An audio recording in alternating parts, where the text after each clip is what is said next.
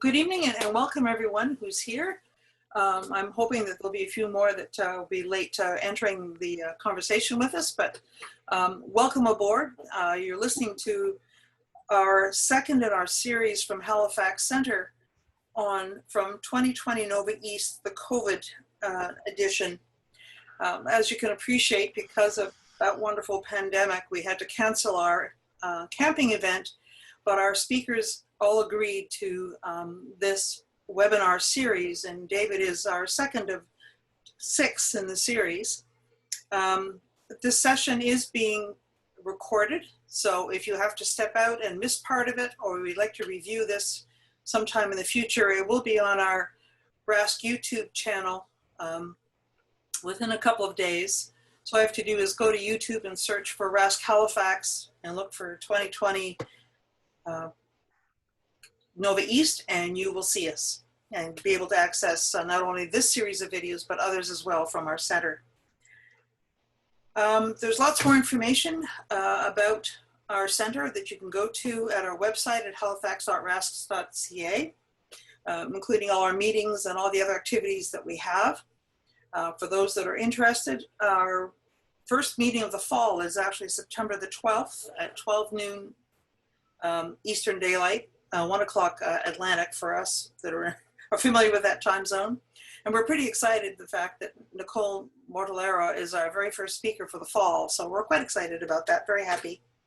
The Nova East site, if you'd like to find out more about Nova East, can be found at Nova East, one word, .rasc.ca. Excuse me. You'll find out about the other speakers as well in this series. And thanks to Jenna Hines, it's also being announced weekly through the What's Happening at the RaSC series that she puts out every Monday. So you can register that way if you want to wait until those are announced as well. As part of Nova East, there was an astro imaging contest. I will put a little proviso on it though. You do have to be a member of RaSC Halifax Centre or be a resident of Nova Scotia in order to enter. Those are the only provisos on that. The criteria and the categories are all listed on the site, so certainly please do go there as well. And as you can appreciate, as with every, well, most, I won't say every, but most star parties, there are t-shirts involved. This is no exception. We have one developed for this particular party as well. Oops, let's see if I can get this straightened out. And you notice that the planets are all aligned, and that is because that is the way the planets would have appeared had we been able to have our star party on August 21st to 23. And that the title of our star party was March of the Planets, but as you can see, it was COVID canceled. If you'd like to order one, the details again are on our Nova East website, and you can certainly go there and get one. And I'd like to thank John Reed, one of our members, for designing that particular logo for us. So thank you, John. Now it's time to introduce our speaker, because I don't want to take up any more of the valuable time for this session. David Hoskin. David, as with many of our members, began as his interest in astroimaging, or astronomy actually, in his youth. And he recently published an article in the magazine Our Canada, and it was entitled How I Fell in Love with Stargazing. I will give you the link to that in a few moments, along with the other links that I mentioned in the chat. I'll present them there. And David has been a member for about 5 years with Halifax Centre, and he now serves in the past year, and this year, he is serving as a board member as well. His presentation, Lucky Imaging, Astrophotography of the Moon and Planets, will take us further into the astroimaging techniques that Kathy Walker began introducing us to last week with stars and DSOs. So without further ado, I will pass it over to David. Hey, thanks, Judy. Oh, I guess I should say one more thing. If you have any questions, please post them in the chat, and I will make sure that they are asked of David. Thank you. Okay. Share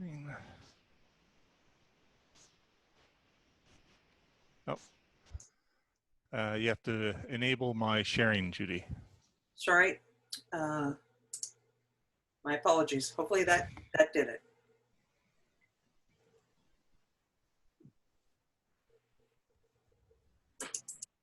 Okay.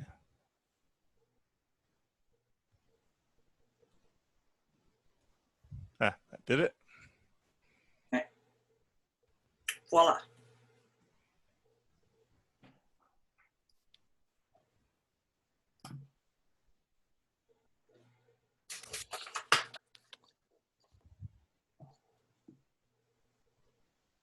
And there we are. Okay. So as Judy said, I've been interested in looking at the stars and at the night sky for, well, since I was a teenager. But life kind of got in the way, and I was busy with other things, mainly my academic career. And it was only about 5 years ago that I purchased my first real telescope, a 6-inch Dobsonian. And that telescope really rekindled my interest in stargazing. And it wasn't long before I purchased a 12-inch Dobsonian and sold the 6-inch. So I succumbed to aperture fever.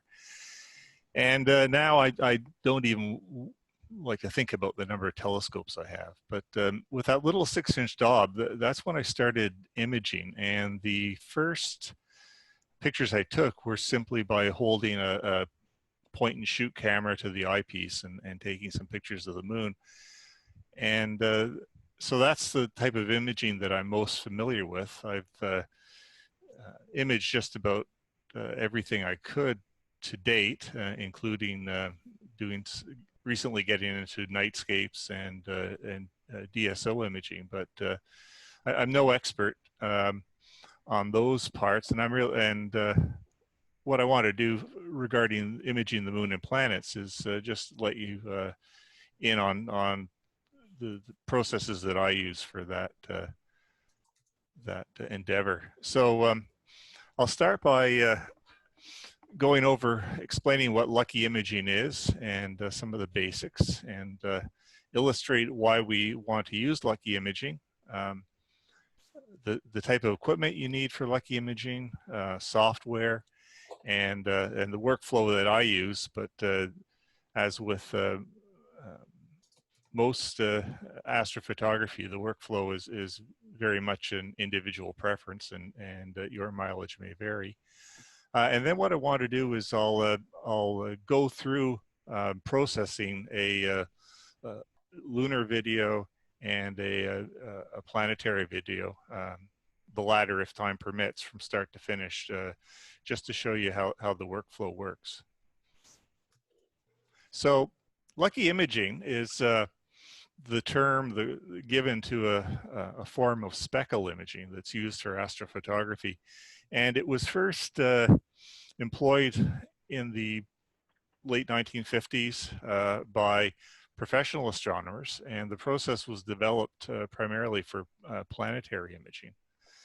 It became very popular amongst amateur astronomers when webcams became available for do-it-yourself modifications. And the very first one was this little fellow here, the Kinetics Quick Cam. It was a very crude black and white, I think it was 640 by 480 pixels, 8-bit video from it. But some enterprising astronomer decided to adapt it to their telescope and start taking video of moon and planets. The do-it-yourself webcam form of lucky imaging really took off with the release of this particular webcam, the Philips 2Cam Pro 2. It was a CCD webcam. It gave excellent high resolution images, and was highly sought after for DIY modification. And this is a picture of it here. If anyone's interested in trying lucky imaging, particularly of the moon and brighter planets, Saturn and Jupiter, and you have an old webcam, there's all kinds of videos online about how to adapt them, and basically it involves replacing the lens with an eyepiece attachment, and many have, or one can easily use a 35 millimeter film canister cut off to do that, if you can find a 35 millimeter film canister anymore. Used to be common as rocks on a beach, and now with digital photography, much harder to come across. So the basics of lucky imaging are, first of all, you need to capture high-speed video and save that video in one of two formats, as an AVI file or as a SER file. The SER file is recommended because it doesn't compress the data, and it's capable of capturing high resolution data, so greater than 8 bits of information. The exposure times are short, and there's a reason for that. Typically 100 milliseconds, but you'll like to aim for less than that. The reason being, what you're trying to do is capture a whole lot of frames, you know, anywhere between 1,000 and 10,000 if you have the hard drive space, and use software to pick out the individual frames which are the sharpest. So you want the frames that are captured at the moment that the atmosphere is calmest, that there's minimal turbulence, and giving you the clearest image. And there's software that then selects those frames and combines them into a single still frame, typically a TIFF file. Usually one aims for 5 to 20% of frames being selected. That really depends on the scene. If it's a windy night and there's a lot of humidity, you're probably going to be lucky to have 5% of the frames being appropriate for, or of sufficient quality to stack and in the processing package. If you've got a night of excellence scene, you know, 20%, 25% might be good enough. So we use this form of lucky imaging for lunar, planetary, and solar imaging. So its principles are somewhat the same as Kathy covered, but there are some pretty important differences. One being, if you recall, Kathy talked about noise in images, thermal noise, and that was arising from longer exposures. So when your exposures are only 25, 50 milliseconds, you don't have to worry very much about thermal noise. So you don't use bias frames, no flats, no darks in the processing workflow. So why do we want to use lucky imaging? I mentioned that it deals with atmospheric turbulence, and I've got a couple videos to show you. I mean, when you're looking at through an eyepiece, you don't, unless you're really high magnification, you don't see the types of jiggering that you're seeing here in this lunar image. And this is the result of the photons passing through the atmosphere and being in the turbulence, changing the way the light's passing through water vapor and diffracting and giving you all kinds of movement. In planets, it's even more obvious. So this is Saturn, and it's jumping all over the place. But within that jumpy mess, there are some really nice high resolution frames, and the task of Lucky Imaging is to pick those out. So just to give you an idea, here's a selection of the some images I've captured using Lucky Imaging. So the planets, Mercury through to Neptune, lunar surface. I really like imaging the moon because on a good night you get nice, clear, high resolution images. And if you're using white light filters, you can image sunspots. And this was a sunspot I imaged a few years ago.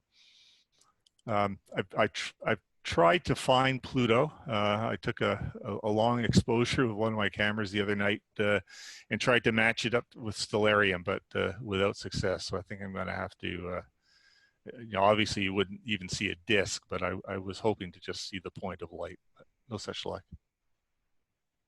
Okay, kind of cameras you can use for Lucky Imaging. Any camera that will capture high speed, high resolution video will suffice for Lucky Imaging. So anything from a cell phone, smartphone camera, and I don't know if any of you have seen some of the pictures John Reed had posted on Twitter. He's got some really nice ones just using a cell phone held up to the eyepiece of his 90mm Mac Cassegrain scope. There are dedicated astronomy cameras. This is a CMOS astro imaging camera, the successor to those do-it-yourself webcams. At the start of Lucky Imaging astrophotography, CMOS chips weren't very good.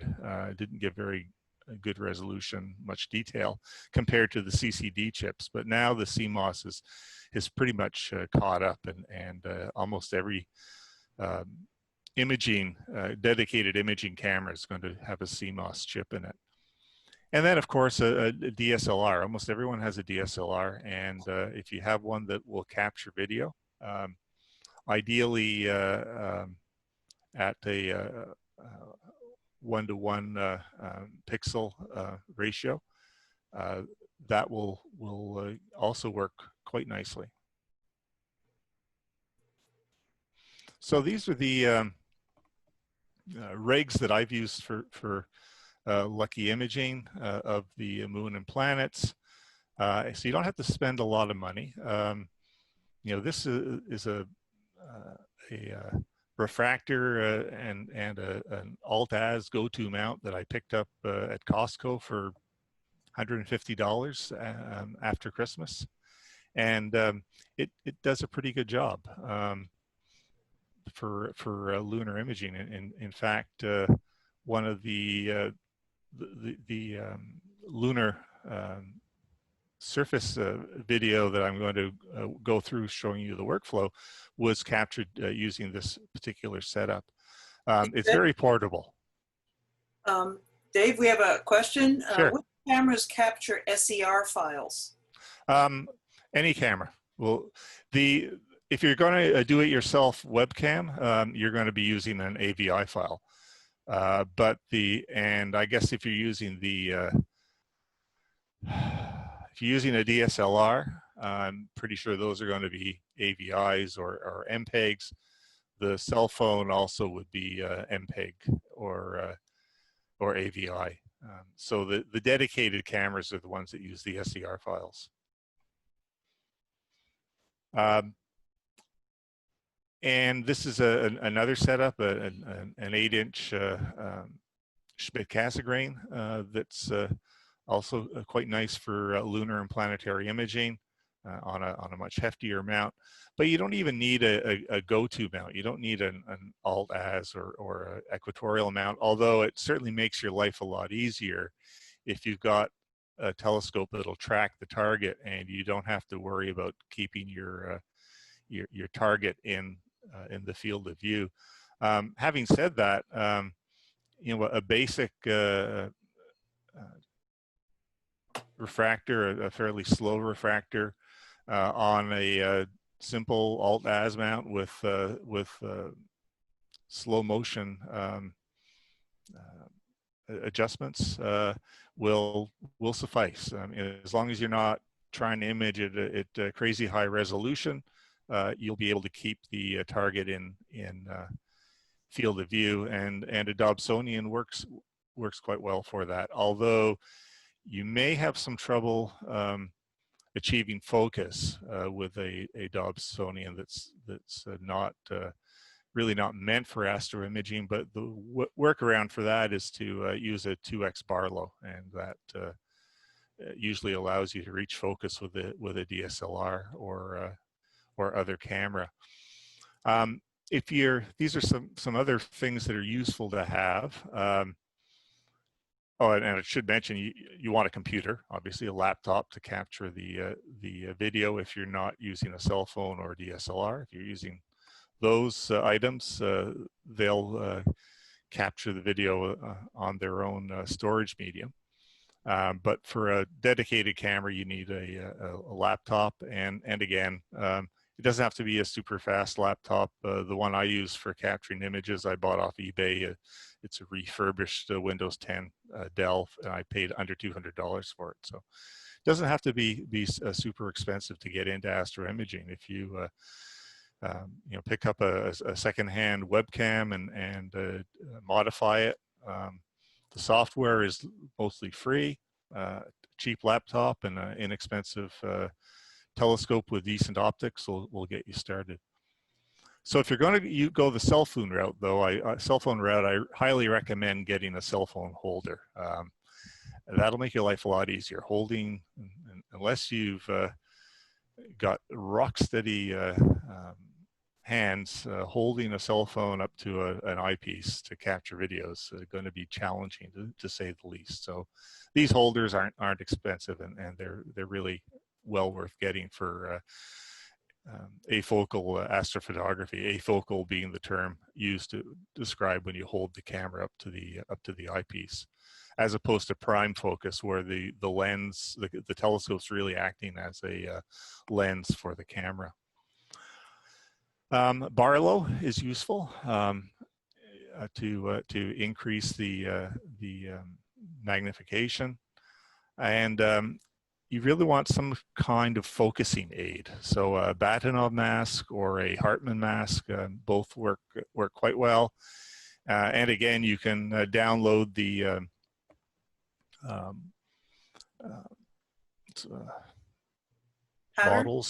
patterns. Thank you, Judy. You can download the patterns off the internet and spend an afternoon with an X-Acto knife and some thin plastic and cut yourself your own masks, and they work fairly well. Software. You want a range of software. Each software has a piece of software has a different purpose. I use SharpCap to capture video with my dedicated AstroCam. Fire capture's similar. Astrophotography tool some people use. It has the advantage of being can use it to capture both DSLR video and dedicated AstroCam video. Backyard EOS just for DSLR. Canon or Nikon camera video. You see a couple asterisks here. SharpCap and astrophotography tool are free on their basic form, but there is a paid form which has a few more bells and whistles with them, but you don't need the paid form. The free basic packages work just fine. AutoStakkert is used for stacking, and it's free. There are two AutoStakkert programs, AutoStakkert 2 and AutoStakkert 3. The more recent one is AutoStakkert 3, but I find that for lunar imaging, AutoStakkert 2 seems to be better, and for planetary imaging, AutoStakkert 3, at least with my equipment and computers. that's the way it seems to run out for me. You don't have to use AutoStakkert for stacking. RegiStax 6, which is also free, can be used for stacking and then later for wavelet sharpening. But I find for stacking, it's a little more finicky, and AutoStakkert is a lot more straightforward, as you'll see when I run through it. Then for the post-processing GIMP that Kathy demonstrated last week with her DSO processing, image is free. Images Plus is now free, but it has a very steep learning curve. I use Photoshop, an old version of Photoshop. It works fine. And purely optional, but if you use a PC, Microsoft Photo is nice for the final tweaks. And then sometime useful, PIPP, another free program, is used for cropping and centering. So especially if you're manual tracking, your target's liable to be kind of all around the field of view. And for AutoStakkert to work best, you really want the target, the planet, or the lunar feature to be relatively still and in the center. So what PIPP does is it's kind of a triage. It goes through that video, and when possible, will align the targets. And if they're out of frame, it'll discard those particular frames. WinJupos is a package I haven't used yet, but it's a derotation package. It's free, and it's really useful if you're taking longer videos of a planet like Jupiter, which has a noticeable rate of rotation. And that rotation, if you're taking a 10-minute video, that rotation will blur the features. So WinJupos derotates the image and gives you a much sharper image. So if you want to have the best luck at lucky imaging, you need a few things. You need a telescope with a long focal length. So a refractor, most are going to be f10, or a Schmidt-Cassegrain. Most of them are going to be f10. A Matt Cassegrain is going to be f12 to f13. Let's go back. And with the Barlow, a 2x or 3x Barlow, you can bump that focal length then up to f20 or f30, depending on how good the scene is. If the scene's really good, you can go up to f30. If it's average, f20. If it's poor, you're probably going to stay at f10. Then you want collimation. So if you're using a Newtonian or a Schmidt-Cassegrain, you need to make sure your optics are properly collimated. Otherwise, you're going to get substandard images. They're going to be a bit blurry. You want good scenes, so you want the atmosphere to be as calm as possible, so you have the maximum number of good frames to stack. And you want good transparency. So less water vapor in the air is good because the water vapor will blur the image. You won't get as crystal clear images. Along the same line, you want the target to be well above the horizon so that you're not looking through a lot of atmosphere. 45 degrees is 30, 45 is a good angle. And if you're using a go-to, make sure that you properly align the mount, whether it's an alt-azimuth mount or a equatorial mount, and make sure you choose the correct tracking rate. So if you're doing lunar imaging, you want the lunar rate. If you're doing planetary, you want to use sidereal, and solar is self-explanatory. Focus, that's where those masks come into play. You want sharp focus before you start taking video, and that's a bit of a trick, because you remember those pictures of the moon and lunar surface and Saturn jumping all over the place. It's hard to decide when you've reached sharpest focus. So if you've got a Bahtinov mask, go to a very bright star. Vega's a good one, for example, and make sure your focus is good on that star, and then go back to the planet or the lunar feature, and start taking your video. If you don't, the Hartmann mask has some advantages for lunar imaging if you don't want to go to a star. Basically, there you're looking for the for images, duplicate images to line up, and when so if you focus on a feature like the side of a crater, it'll appear blurry, and when it's in good focus, sharpest focus, the two images will merge. Maximize your frame rate, so at least 100 millisecond exposure. Faster is better, and capture at least 2,000 frames. So this is the workflow that I use. I use SharpCap for video capture, and I'll start by I'll show you the typical SharpCap screen, but I'm not going to go through it in detail because that a tutorial on SharpCap could be the subject of a whole independent talk. And then I'll use AutoStakkert to select and stack the best frames. I'll adjust the wavelets with RegiStax 6. Then I'll go into Photoshop for levels, curves, sharpening, and noise reduction, and then some final tweaks using Microsoft Photo. And the examples I've got are the lunar surface, the southeast part of Mare Imbrium, and Saturn. So those are the videos that I showed you at the start.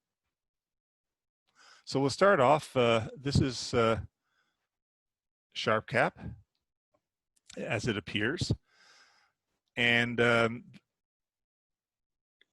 couple things to point out. So I'm capturing with SDR files. My exposure for this particular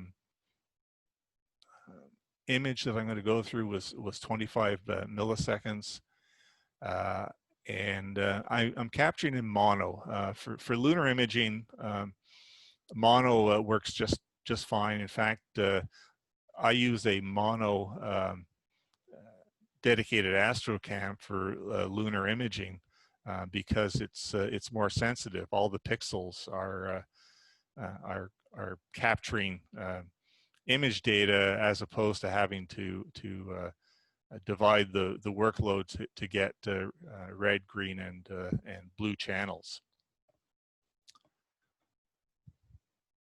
So I have to now go to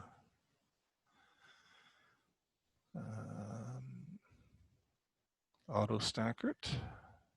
So we've got the video, we've got a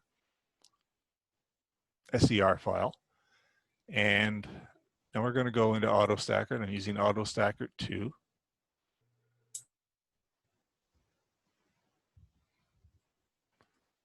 Okay, so now we're going to find file.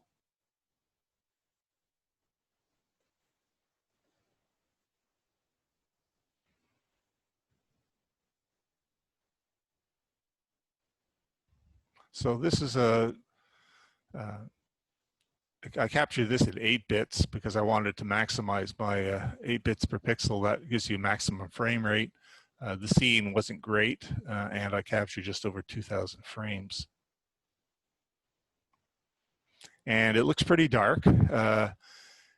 So you can, if you want to see what you're doing, you can use this control and increase the brightness a little bit. I've increased the brightness, so this control will change the brightness so that you can see what's happening. And the zoom is the other one that's useful.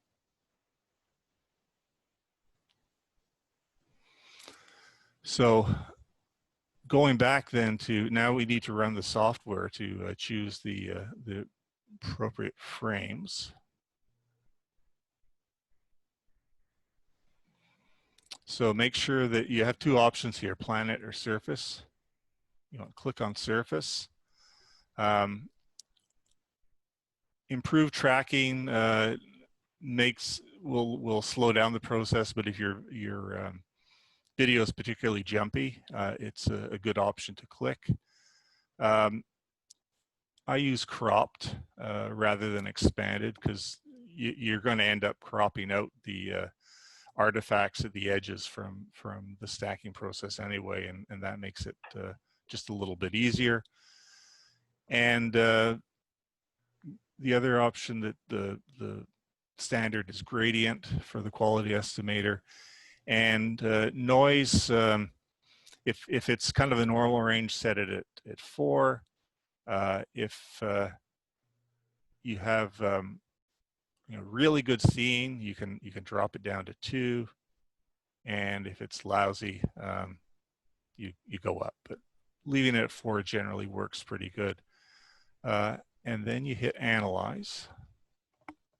And it's going to go through now and look at all the frames.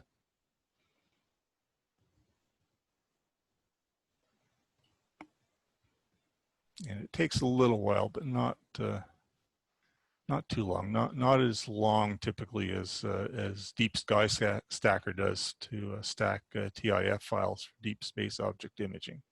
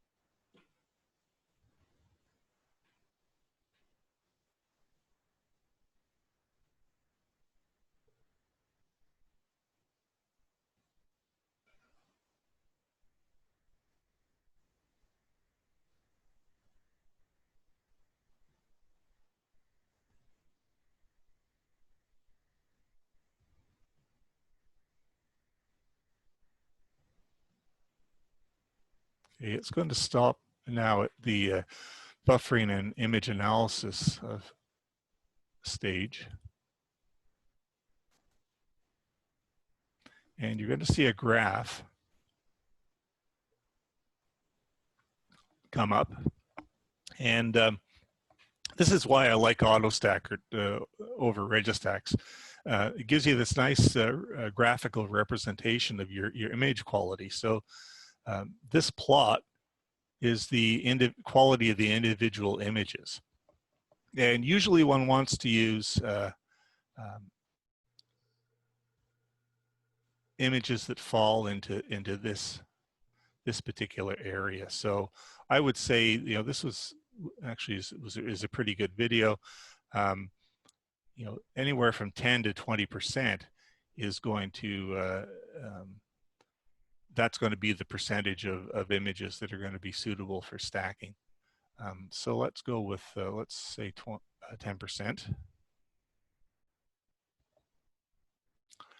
And this will sharpen as well, but you're going to sharpen anyway with wavelets and RegiStax and in the post-processing. So that's really not necessary. There's an option to drizzle. I've tried it a couple times. It doesn't seem to make much difference when I compare an image where I used 1.5 times drizzle versus no drizzle. So I suggest just leaving it off. So the next step that we need to do is go back to our image.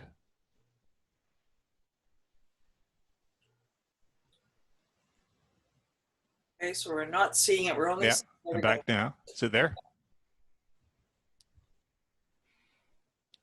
So we're going back to the image, and we have to put alignment points in. And again, it's pretty straightforward.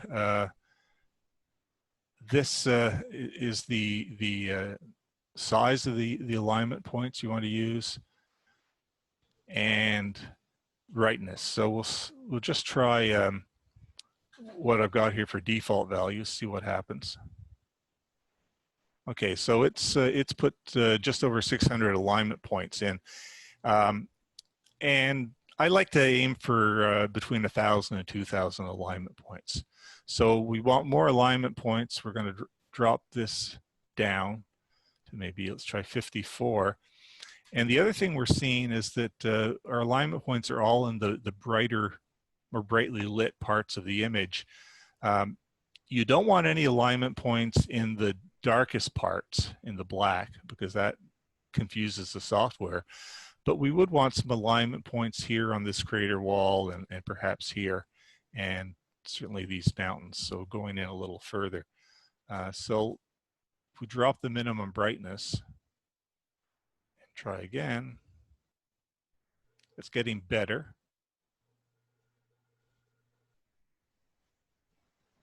We're almost there. We've got 1,300. I think we'll go with that. So we have just over 1,300 alignment points to work with. So now we go back to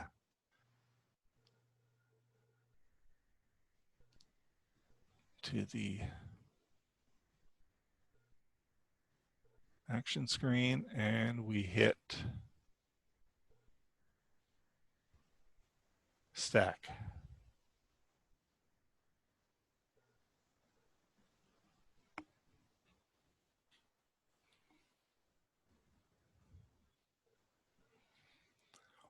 And we wait.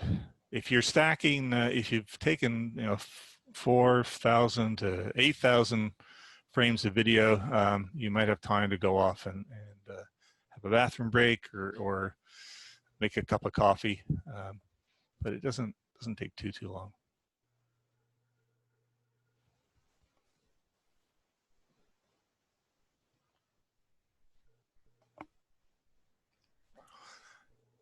These are AutoStakkert 2 and 3 are the work of this fellow, Emil Krayekamp. And he started working on this in 2009, and he stopped development on AutoStakkert 2 in 2016 and on AutoStakkert 3 in 2017. I don't think he's done anything since then. He's probably satisfied with where the software is at this point.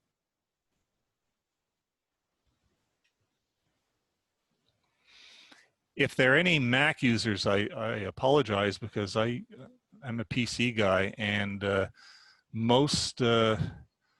seems most of these astro imagers are PC guys because the software is all for Windows. I had to look around and couldn't find a lot for Mac other than going straight into Photoshop. But I'm sure there is some stacking program that works with the Mac. So now it's aligned everything in the images, and it's going through the stacking process.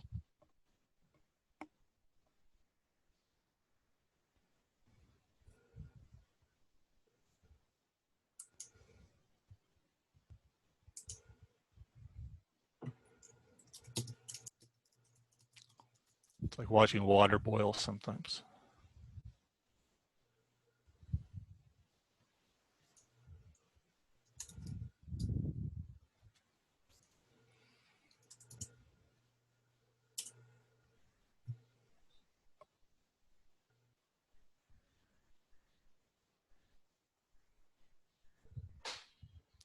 And the last two processes will go through pretty quickly. Okay, so it's finished. We have a stacked image. So the next step then is to go into RegiStax to sharpen the wavelets.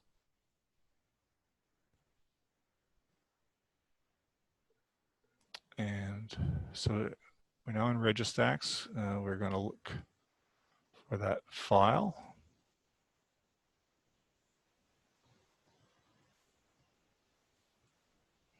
Which is going to be in the folder the original video was in.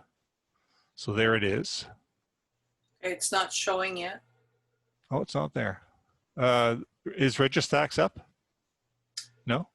Heart screen. Okay. Half the screen is your AutoStakkert and the other half is your program you're wanting to access. RegiStax? Yeah. Okay.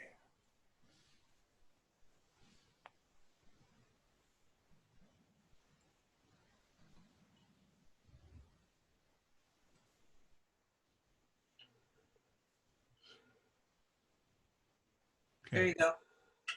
Okay, I had too many windows open. So this is what our stacked image looks like, and it's just a little blurry. We'll see the full frame, but it has improved.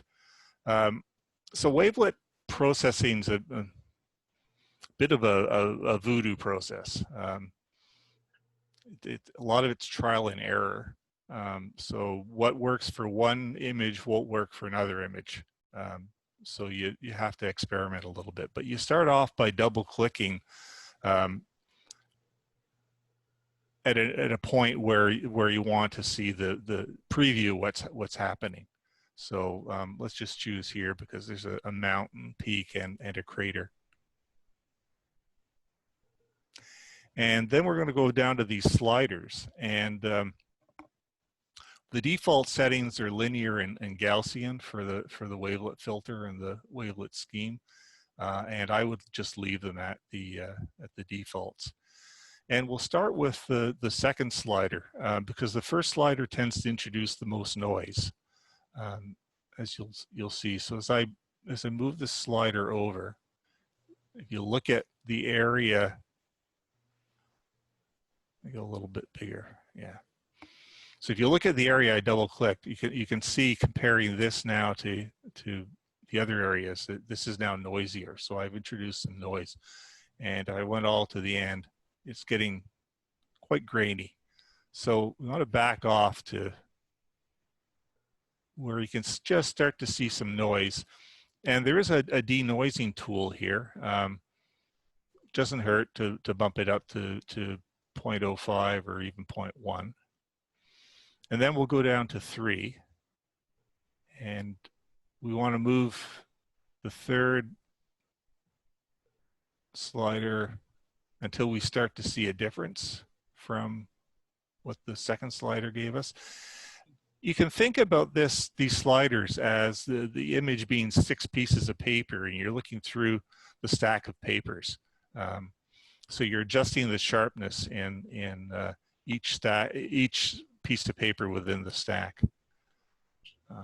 And we'll add a little bit of denoise there too.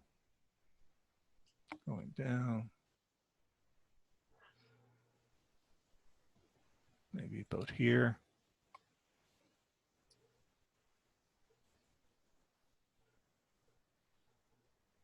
Now we're starting to get pretty grainy.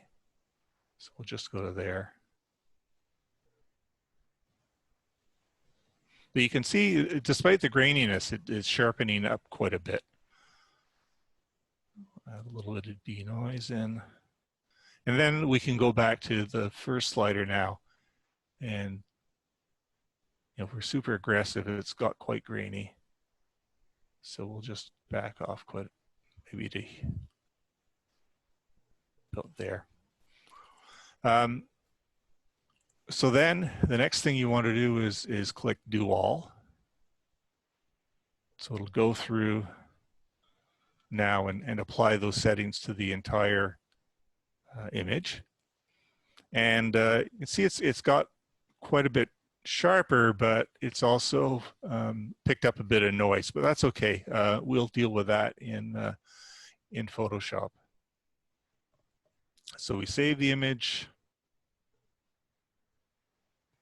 So we'll call it RS6.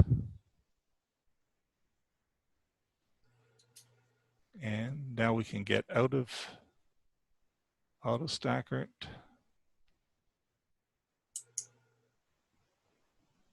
And go into Photoshop,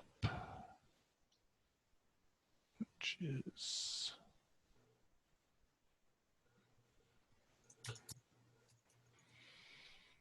and then we find our file.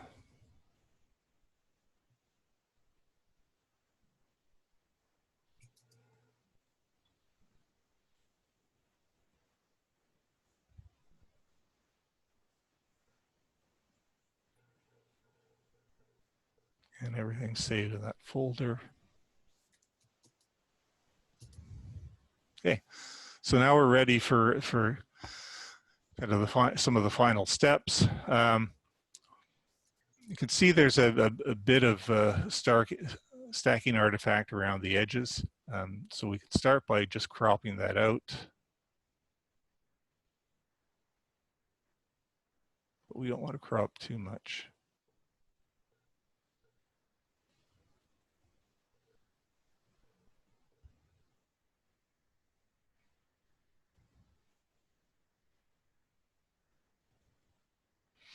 Okay, so the first thing to do is to set the black point.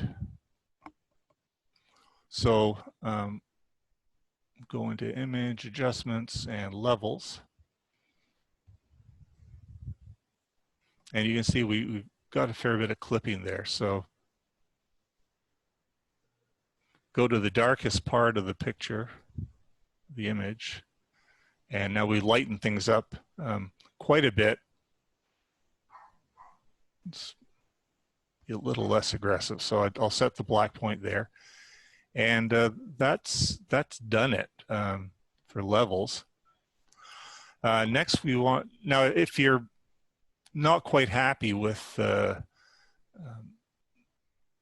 amount of detail that you're seeing because some of it's obscured by the dark, you can go into, at this point, you can go into curves and make a few adjustments.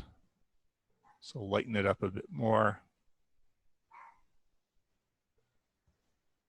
Get a nice S shape, but that's pretty good. I'm pretty happy with that. So now we're going to sharpen. So we've already done some sharpening in wavelets, but we can run this now through a high pass filter and bring out even more detail. And at this point, in case something goes wrong, I always put a duplicate layer in. So I'm working with this particular layer, which means my original layer is still there. So if I mess this one up, I can delete it and go back and start over again. So we go into filters and other, high pass, and you see the whole screen turns a little gray. And what we want to do is back. Usually you're looking at a radius of 2 to 5 pixels to give you your best effect. You want to back off until those edges just start to come up. So about 3.94 is good. So then you say okay.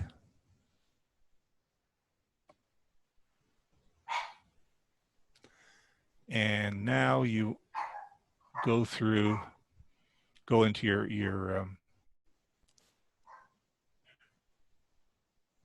layers menu, and you want to choose overlay. Overlay is going to give you the least sharp image, soft light, or hard light, or vivid light. Usually soft light's pretty good. So that's the result of the high pass filter. So now the things are really starting to pop. Right? The mountains are popping. Some good detail in the craters. The last thing one wants to do is run some noise reduction. So I have a few different noise reduction packages I use. Noise Ninja works pretty well. I like Noise Ninja because it gives you a good or an estimation of where most of your noise is, right? So there's very little color noise, no surprise there. It's a black and white image, but most of the noise then is in the luminance, and it's 67 is pretty high, so we'll put the luminance maybe to 15. Oh, forgot something. At this point, that noise ninja doesn't, it still thinks you're doing the high pass filter. So you have to merge your layers at this point. So flatten the image, duplicate layer. Now we can go into Noise Ninja. Yeah. Okay. So we'll be pretty aggressive at the strength because this is quite a bit of luminous noise. And this is your preview window. So that's pretty good. And contrast. That's good. So we hit OK. And that's our where we finish now with Photoshop. So flatten the image and save it.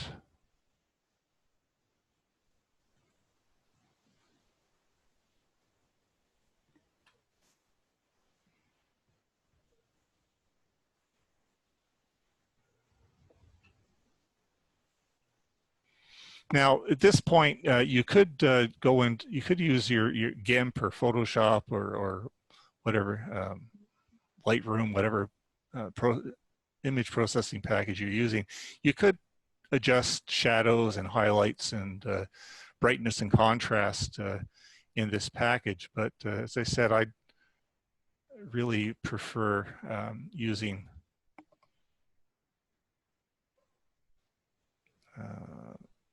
Microsoft Photo.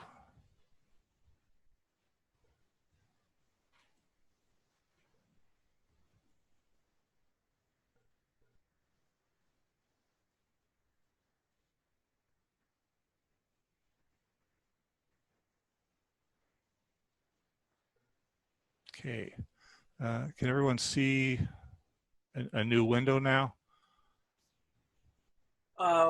We can see your window with all your menus in it and 3 photos and 1 highlighted. Ah, but that highlighted one's not coming up. Okay, let's try. Ah, okay. That should have done it. It did. Ah. There's a green border that appears when you're when you're properly sharing. Now I see. Okay, so a few things we can do at this point. We could have done this in Photoshop, but we'll do it here in Microsoft Photo. We're going to edit, and we're going to want to rotate so that we're looking at the right orientation. And flip. There. So that corrects the orientation. I took this image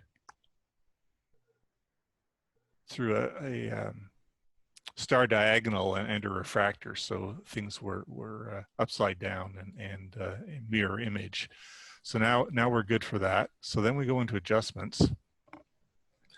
And clarity is basically a sharpening tweaker. So we don't want to overdo this because we've already sharpened with wavelets and in Photoshop. But you can see we can bring it up all the end. That's too much. It looks kind of plastic.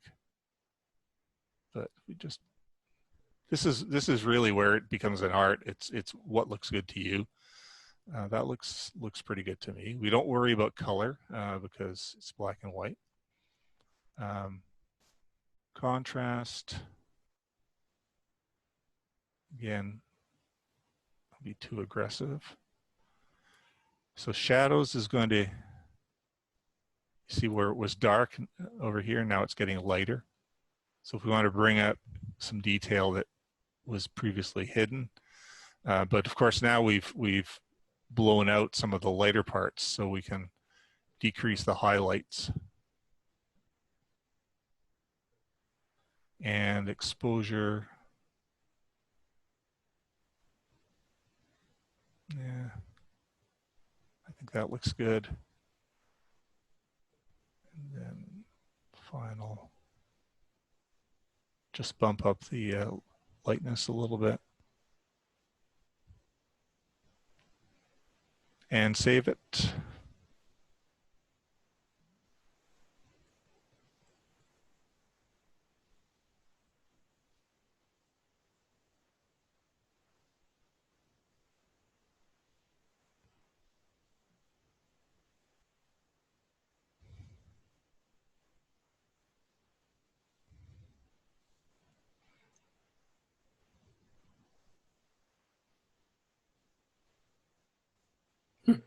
Yep, and then we're done.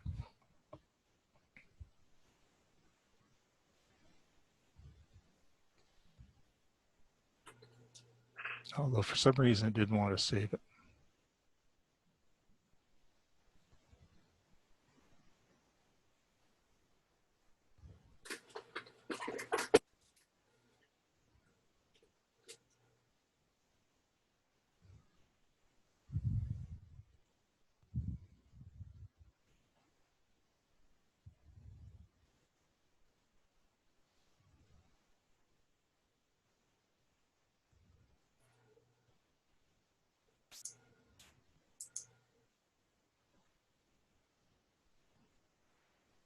I think I just got a power surge because everything blipped for me.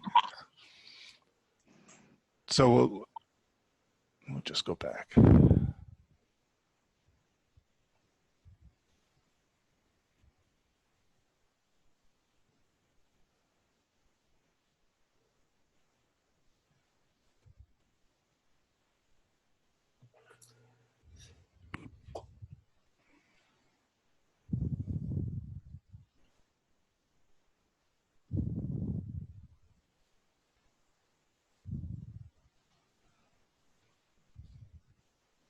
Your PowerPoint, oh, there you go. Yeah, now we're back. I've probably got too much open at this point and running short on resources.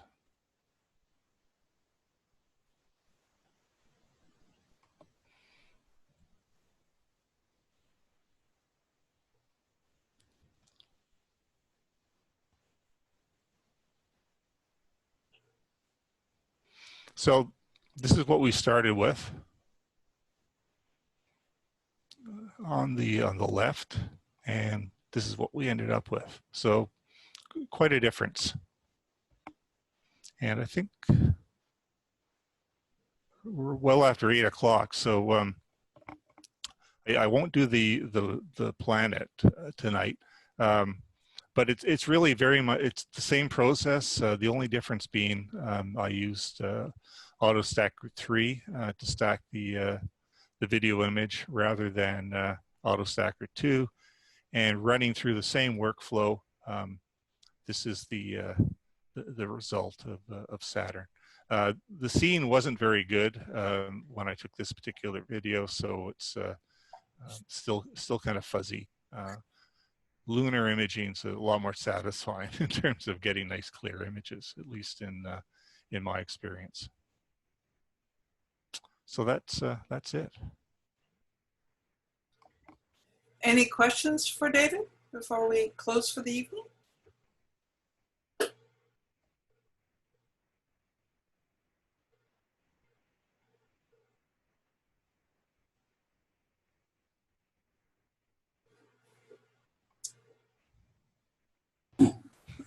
Nothing. Must have been clear as mud, right? I do have a quick question. I have one quick question. Can you hear me? Yes. Thanks. When you were in AutoStakkert, now I've never used it. I've tried RegiStax, but when you were in AutoStakkert, I noticed you didn't select a reference frame for when you set up before you set up your alignment points. Is that just not necessary, or? AutoStakkert will do a pretty good job on its own, but you can set up a reference. Basically, it wasn't such an issue this time because I was using equatorial mount with lunar tracking mode, so the target was always right in the field of view. There was no movement. If you're getting drift or anything, it does help to set that point of reference frame so that anything outside of that, which may be present in some frames but not in others, is ignored. Okay, thanks. Yeah, there's This is really helpful. there's a little green box that comes up, and you control click it to move it around and use the number pad to change the size.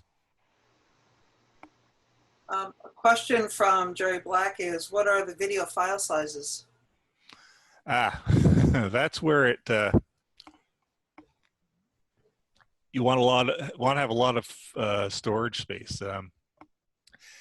You want to use if you're using an Astrocam, you want a USB 3 connection, because that'll give you your fastest rate of data transfer, and ideally save to an SSD drive as opposed to a mechanical drive, because again, that'll save you won't get as many drop frames, if any. You'll save everything.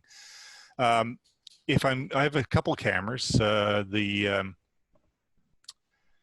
ASI 224 MC that I use is a 1.8 megapixel total. So those files are pretty reasonable. They're a couple of gigabytes.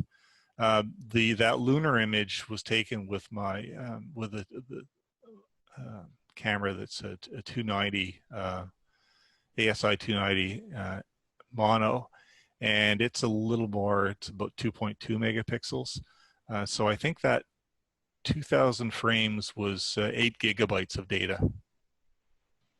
So it can, so if you're, you can do the math. If you wanted 10,000 frames, that's 40 gigabytes of data. So it's a lot of data.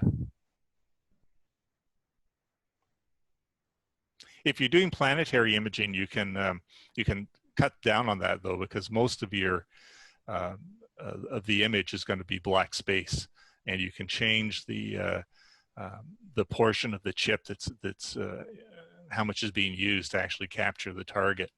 And if you start with a, let's say it's a 5,000 by 4,000 pixel array, you can drop that to 800 by 600, which is the portion that just has the planet, and then your files are a lot smaller and they're captured a lot faster.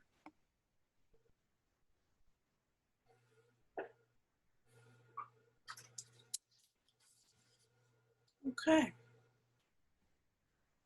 Well, thanks so much, David. Well, my pleasure. As a novice, very much a novice to astroimaging, I understood a lot of what you said, although I must admit, I'm sure the vast majority of the people that are here have some knowledge of astroimaging, and you just improved their knowledge, increased their knowledge into using different programs and how to get the image they want out of the photos they took. So thank you so much. Yeah, you're welcome. YouTube is your friend. There's lots of instructional videos on using all these software packages. So right. It's a real help. Speaking of YouTube, the recording of this particular presentation should be up on the Halifax site within the next couple of days, if not tomorrow. Just want to remind everyone that our next session is next Tuesday, same time, same station. We have two of our youth members, Fiona Morris and Keegan Oiko. Keegan is a member of the RASC Youth Committee, and both these dear souls are only 17 years old, and the photos they've been taking have been absolutely phenomenal. And their topic is RASC, the next generation. What's coming up, what are their interests, what got them into it, all sorts of things about youth within RASC. So I'm sure you'll find that really inspiring. And if you have youth in your family, please bring them with you and have them sit and listen. I'm sure they'll find it intriguing. So thank you everyone for coming, and we'll see you next week. Okay. Good night. Thank you.